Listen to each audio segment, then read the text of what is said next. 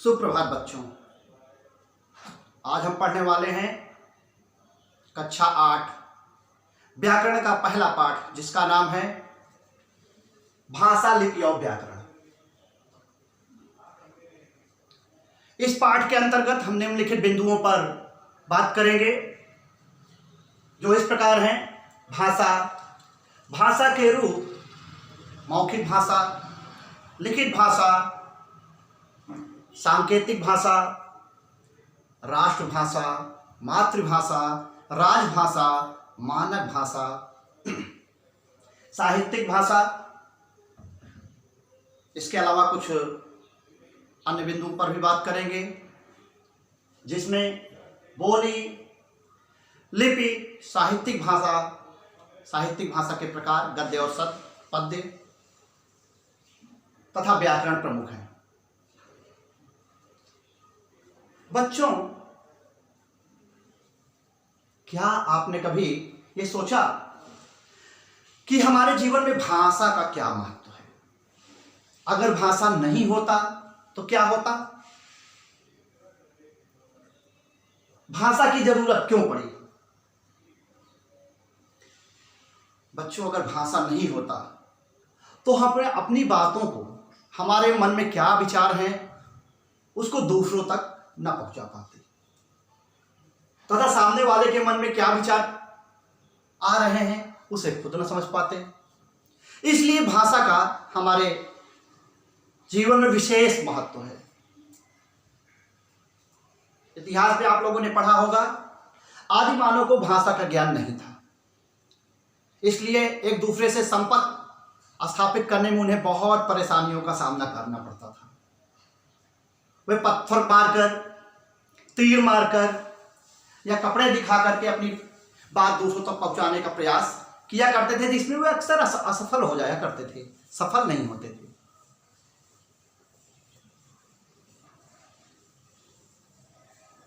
तो भाषा, जिसे हम कह सकते हैं मन के भावों तथा विचारों को प्रकट करने के साधन को भाषा कहते हैं।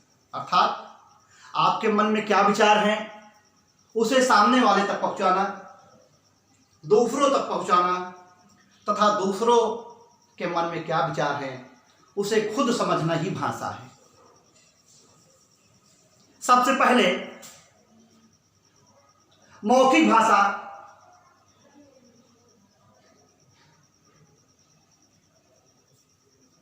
का प्रयोग किया जाना शुरू हुआ। व्यक्ति अपने मन के भाव तथा विचारों को दूसरों तक बोलकर तथा दूसरों के मन के भाव तथा विचारों को खुद सुनकर एक दूसरे से बात करने लगे। लेकिन जब व्यक्ति कुछ दूर होता तो अपने मन के भाव तथा विचारों को उनको तक पहुंचाने में बहुत परेशानी का सामना करना पड़ता था। पास होता था तो बोलकर उसके पास तक अपनी आवाज पहुंचा दिया करते थे, लेकिन दूर होने पर वो अपनी बात को, अपने विचार को दूसरों तक नहीं पहुंचा पाते थे। जिसके बाद लिखित भाषा का प्रचलन हुआ। इसी मौखिक भाषा को लिखित भाषा में व्यक्त करने के लिए कुछ चिन्हों का भी प्रयोग किया गया, जिसे हम लिपि कहते हैं, अभी बाद में पढ़ेंगे। लिखित भाषा मन के भाव तथा विचारों को लिखकर तथा पढ़कर व्यक्त करने के साधन को लिखित भाषा कहते हैं। अर्थात आपके मन में क्या विचार है उसे लिखकर दूसरों तक पहुंचाना, तथा दूसरों के मन में क्या विचार हैं उसे पढ़कर खुद समझना ही लिखित भाषा है। आपने देखा होगा, आपके मन में कोई विचार है, कोई यहां से दूर कलकत्ता में बैठा है, बॉम्बे में बैठा है, आप पत्र के माध्यम से अपने विचार उसके पास तक पहुंचा देते हैं, जो कि एक लिखित भाषा का उदाहरण है। आगे बढ़ते हैं। भाषा के कुछ अन्य रूप, जिसमें सांकेतिक भाषा, अपने मन के भावों तथा विचारों को संकेत के माध्यम से दूसरों तक पहुंचाना तथा संकेत के माध्यम से खुद समझना ही सांकेतिक भाषा है। बच्चों, आपने देखा होगा, ट्रैफिक लाइट, जैसे ही लाल रंग की लाइट जलती है, गाड़ियों का जाना बंद हो जाता है, सभी ठहर जाते हैं। अर्थात हमको ये पता चल जाता है कि संकेत हो रहा है रुकने का, और जैसे ही हरे रंग की लाइट जलती है फिर लोग जाना चालू कर देते हैं। ये सांकेतिक भाषा का एक उदाहरण है। आगे बढ़ते हैं। मातृभाषा, वह भाषा जो बच्चा अपनी माँ व अपने परिवार से सीखता है वह उसकी मातृभाषा कहलाती है। बच्चों, आपने देखा होगा आपके घर में ही आपके छोटे भाई या बहन होंगे। जब बच्चा छोटा होता है आप लोग उससे जिस प्रकार बात करते हो वह उसी प्रकार ढल जाता है। आप अगर रोटी को बोटी कहते हो तो बच्चा भी रोटी को बोटी कहता है। अब पानी को मम बोलते हो तो वो भी पानी को मम बोलने लगता है। यह उसकी मातृभाषा होती है। आगे राष्ट्रभाषा, किसी भी देश में सबसे अधिक बोली जाने वाली भाषा वहां की राष्ट्रभाषा कहलाती है। बच्चों, हमने बहुत सी बुक में दिया गया है, बहुत सी किताबों में आप लोगों ने पढ़ा होगा कि हमारी राष्ट्रभाषा अर्थात भारत की राष्ट्रभाषा हिंदी है, जो कि गलत है। हिंदी भारत की राष्ट्रभाषा नहीं है बल्कि हिंदी भारत की राजभाषा है। इसको आप लोग ध्यान रखिएगा।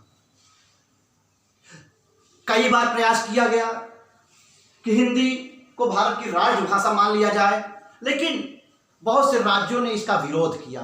दक्षिण के राज्य जहां पे हिंदी बोली ही नहीं जाती है, सिर्फ अंग्रेजी का प्रचलन है या तो वहां की लोकल लैंग्वेज का, इस वजह से हिंदी भारत की राजभाषा नहीं बन पाई। राजभाषा देश के कार्यालयों में अर्थात सरकारी कामकाज में जिस भाषा का प्रयोग किया जाता है उसे राजभाषा कहते हैं, जो कि ऑफिशियल लैंग्वेज। अक्सर इसमें भी गलतियां होती हैं, लोग इसको स्टेट लैंग्वेज समझते हैं, जो कि गलत है। 14 सितंबर 1949 को हिंदी को भारत की राजभाषा का दर्जा प्राप्त हुआ। इसीलिए 14 सितंबर को प्रत्येक वर्ष हम लोग बड़ी धूमधाम से हिंदी दिवस मनाते हैं। राजभाषा के बाद हम लोग आगे बढ़ते हैं। संपर्क भाषा, आपस में संपर्क स्थापित करने के लिए जिस भाषा का प्रयोग हम लोग आपस में करते हैं वो हमारी संपर्क भाषा कहलाती है। वो किसी भी राज्य का नागरिक हो सकता है। उत्तर प्रदेश का है वो हिंदी में संपर्क करेगा, महाराष्ट्र का है मराठी में संपर्क करेगा, गुजरात का है गुजराती में संपर्क करेगा। अर्थात आपस में संपर्क करने के लिए जिस भाषा का प्रयोग किया जाता है उसे हम संपर्क भाषा कहते हैं। साहित्यिक भाषा, क्षेत्र विशेष की भाषा का प्रयोग जब साहित्य में किया जाने लगता है तो वो साहित्यिक भाषा कहलाती है। जैसे आप लोगों ने पढ़ा होगा हिंदी साहित्य, अंग्रेजी साहित्य, संस्कृत साहित्य आदि। मानक भाषा, विद्वानों द्वारा स्वीकृत भाषा मानक भाषा कहलाती है।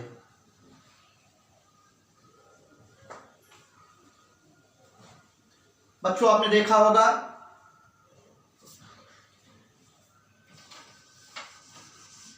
कि मानव भाषा के कुछ उदाहरण देखिए। ये देखिए दिए, इसको हम ऐसे भी लिख सकते हैं, जो कि मानव भाषा का एक उदाहरण है। आगे बढ़ते हैं। बोली, भाषा के क्षेत्रीय रूप को बोली कहते हैं, अर्थात जिसका क्षेत्र सीमित होता है, बड़े स्तर पर नहीं बोली जाती है, ये कुछ क्षेत्र विशेष में बोली जाती है। जैसे आपने देखा होगा राजस्थानी भाषा है,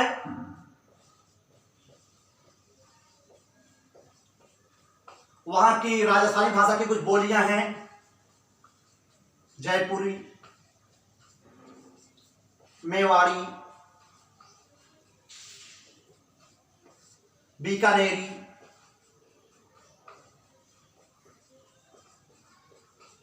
आदि। या उत्तर प्रदेश में आपने देखा होगा, जो हमारा राज्य है, यहां पे आपने देखा होगा ब्रज, अवधी या भोजपुरी, ये बोलियां हैं जो कि किसी न किसी भाषा का क्षेत्रीय रूप है। आगे बढ़ते हैं। लिपि, भाषा के लिखित रूप में प्रयोग होने वाले ध्वनि चिन्हों को लिप कहते हैं। अभी पीछे हमने बात किया था मौखिक भाषा को लिखित भाषा में प्रयोग करने के लिए कुछ पद चिन्हों का, कुछ ध्वनि चिन्हों का प्रयोग किया जाता है जिसे हम लिप कहते हैं, जो इस प्रकार हैं। हिंदी में बेटा आप लोगों ने देखा होगा, हम लोग लिखते हैं का, खा। अंग्रेजी में लिखते हैं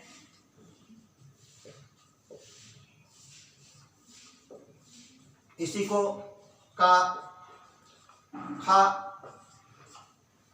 इसका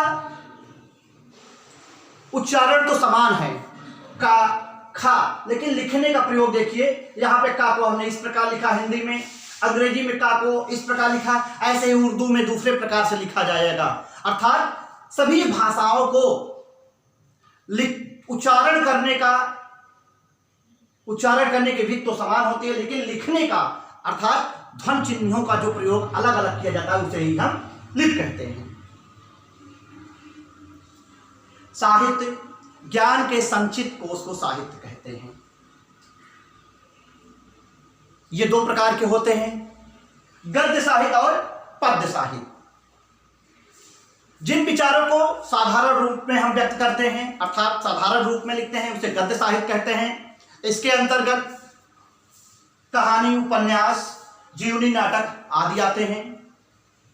पद्य साहित्य जिन विचारों को काव्य शैली में व्यक्त किया जाता है, काव्य शैली में प्रस्तुत किया जाता है, उसे पद्य साहित्य कहते हैं।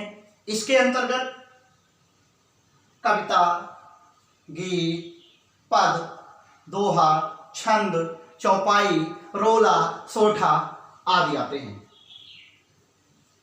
हमारा अगला टॉपिक है व्याकरण। भाषा के शुद्ध रूप का ज्ञान कराने वाले शास्त्र को व्याकरण कहते हैं। अर्थात वह शास्त्र जिसके द्वारा हम शुद्ध रूप से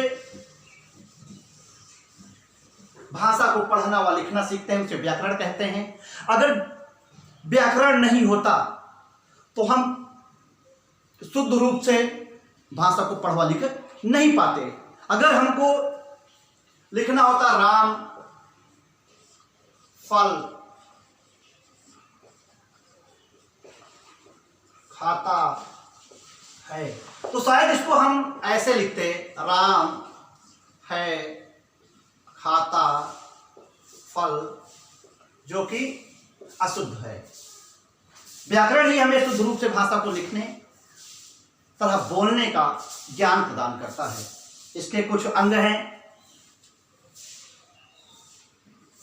वर्ण विच्छेद, शब्द विच्छेद, पद विच्छेद, वाक्य विच्छेद। आगे हम अगले पाठ में वर्ण विच्छेद, पद विच्छेद, वाक्य विच्छेद तथा शब्द विच्छेद के विषय में विस्तार में जानकारी प्राप्त करेंगे। आज के लिए बस इतना ही। धन्यवाद।